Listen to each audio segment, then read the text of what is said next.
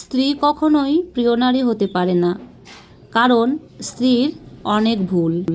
বেশিরভাগ লোককেই যদি প্রশ্ন করা হয় আপনার জীবনের সবচেয়ে প্রিয় নারী কে, স্বাভাবিকভাবেই অনেকে উত্তর দেন মা, কেউ বলেন মেয়ে, কেউ বা বলে বোন, কেউ বা বলেন দিদা, ঠাকুমা, আরও অনেক কিছু, কারণ সে তাকে কোলে পিঠে করে মানুষ করেছে।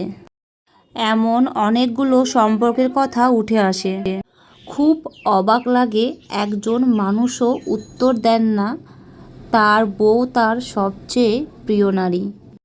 আসলে বাঙালি পুরুষের সমস্যা, বউকে ভালোবাসি বললে মান সম্মান চলে যাবে যে, লোকে বউ পাগল বলবে যে, বউয়ের কাছে ছোট হয়ে যাবে, অথবা বাকি পুরুষদের সামনে হেডেম কমে যাবে। এমন একজন মানুষও কি নেই যার হাসপাতালের বেডের পাশে নির্ঘুম রাত কাটিয়েছেন তার স্ত্রী, অথবা একসাথে জীবনের যুদ্ধটা করবে বলে বাবার বাড়ির আভিজাত্যকে দূরে রেখে স্বল্প বেতনের ছেলেটার হাত ধরে বাবার বাড়িটা ছেড়ে এসেছে। শ্বশুর বাড়ির ঝাল তরকারিতে ভাত খেতে না পেরেও ফোনে বাবার বাড়িতে জানিয়েছে অনেক ভালো আছে।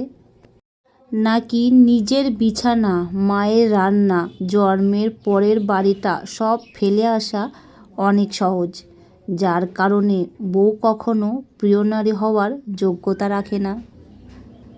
নমস্কার বন্ধুরা, এতক্ষণ ছিলাম আমি সুস্মিতা। ভিডিওটি যদি ভালো লেগে থাকে লাইক, কমেন্ট, শেয়ার করার অনুরোধ রইল।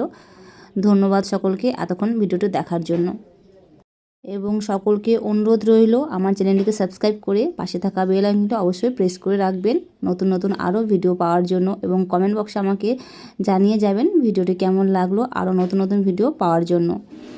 তো আজকের মতো এটুকুই, দেখা হবে আবার পরবর্তী ভিডিওতে। সকলে ভালো থেকো, সুস্থ থেকো এবং পাশে থেকো।